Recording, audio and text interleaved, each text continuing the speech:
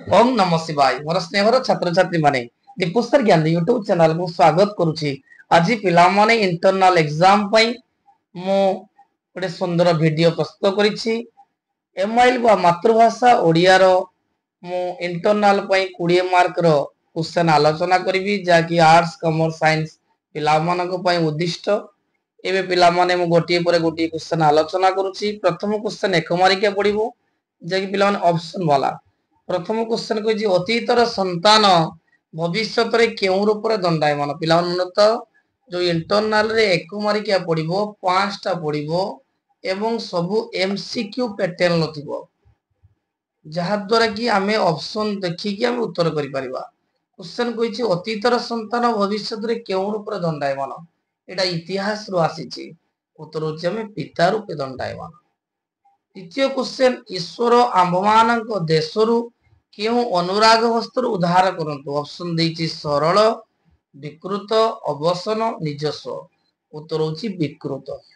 Next question पतन कथाटी केउ व्यक्तिर मस्तक रे उज्जवल अक्षरे लिखित होइछ पतन कथाटी ऑप्शन अहंकारी मिथ्यावादी सत्यवादी काल्पनिक उत्तर होछि अहंकारी। देखो पिला माने जदि महाभारत को जीवा दुर्योधन बहुत अहंकारी थिला तेनु तार पतन ता मस्तक रे थिला एवं जणा पड़तला ता निश्चय दुर्योधन रो पतन हबो एवं शेष रे पतन होइतला। नेक्स्ट क्वेश्चन पिंगला केउ नगर रो नटी थिला एटा पिला माने गीत रु आसीची। पिंगलार अभिसार राधामोहन गणनायक द्वारा रचित। पिंगला केउ नगर नटी थिला ना पिंगला विधेय नगर नटी थिला। लास्ट क्वेश्चन पिला माने उत्तरित पिंगला केडी सइबो ये भी से पिंगलार अभिसार आसी जे उत्तरित पिंगला कोड सिबो धरणीर तणतल परे फूल सज्जारे पत्थर चट्टाणारे उत्तर होची धरणीर तृण तल परे।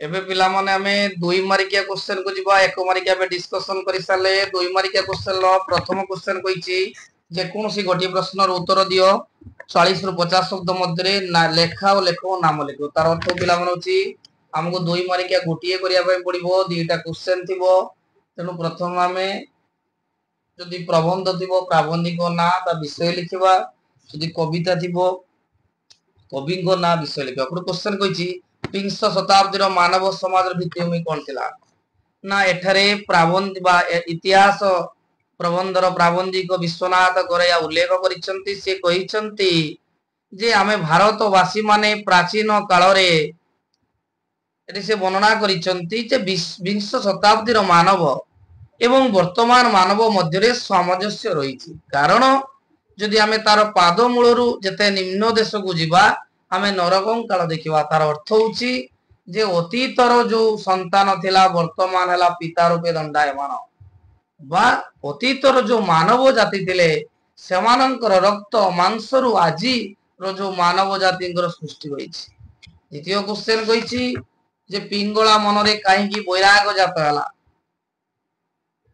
पिंगलार अभिसारर कवि राधामोहन गणनायक वर्णना करिसेंती कोन कहिसंती जे पिंगला रसिक नागर मानको पीरतीर अभिनय देखुतला पिंगला घर को रसिक नागर माने आसुतले किंतु पिंगला जने संभ्रांत युवक मन देइथिला किंतु संभ्रांत युवक न आसीबरु पिंगला संध्या ठारू राति पर्यंत अपेक्षा करितला जेतु संभ्रांत युवक कथा दे आसी नथिला फलरे पिंगला मनरे विराग जात होइतला।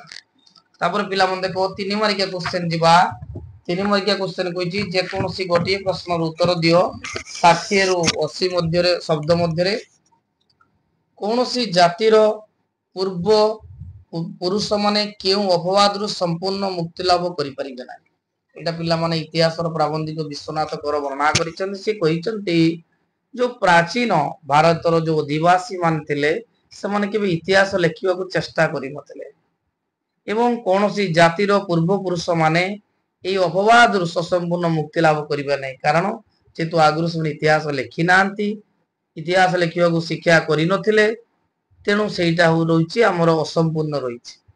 नेक्स्ट क्वेश्चन जे पिंगला चंद्र तपन गगन भुवन केउ घटनार साक्षी रहिथिबे पिला मन देखो जो कवि राधामोहन गणनायक को रचित पिंगलार अभिसार आसी अछि एठारे कवि वर्णना करिसंती जे पिंगला ଯେତେବେଳେ ଭଗବତ ସତ୍ତାକୁ ଜାଣି ପାରିଲା, ପତିତ ପାବନ ବନ୍ଧୁକୁ ଅନୁଭବ କରି ପାରିଲା, ଭଗବାନଙ୍କ ଠାରେ ନିଜକୁ ସମର୍ପଣ କରିଦେଲା, ସେତେବେଳେ ସେ ଖାଇବାକୁ ଭୁଲିଯାଏ, ପିଇବାକୁ ଭୁଲିଯାଏ, ଶୟନେ ସପନେ ଖାଲି ଭଗବାନଙ୍କୁ ଡାକେ।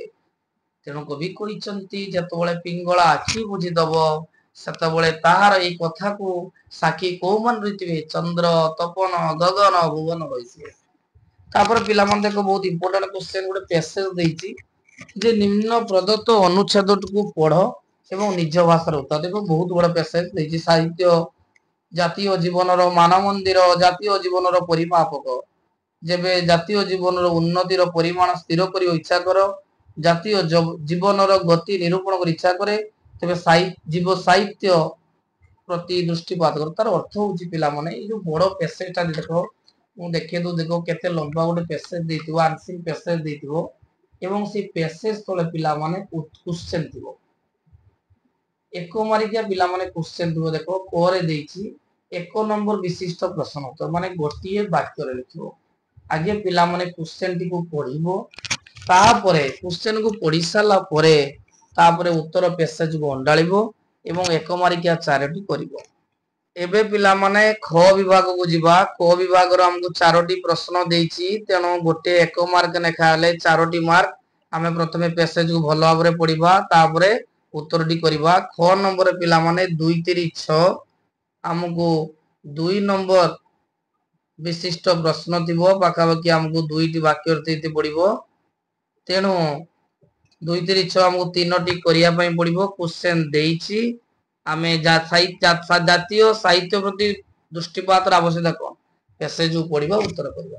ତେଣୁ ପିଲାମାନେ ଆଉ ଥରେ କହିଦେଉ, ଦେଖ ଆମର ଗଦ୍ୟ ପଦ୍ୟରୁ 10 ମାର୍କ ପଡିବ, ପ୍ୟାସେଜରୁ 10 ମାର୍କ ପଡିବ, ଟୋଟାଲ 20 ମାର୍କ, 45 ମିନିଟ ସମୟ। ପିଲାମାନେ ଯଦି ଭିଡିଓଟି ଭଲ ଲାଗିଥାଏ ଲାଇକ୍ କରିବ, କମେଣ୍ଟ କରିବ ଏବଂ ଚ୍ୟାନେଲକୁ ସବସ୍କ୍ରାଇବ କରିବ।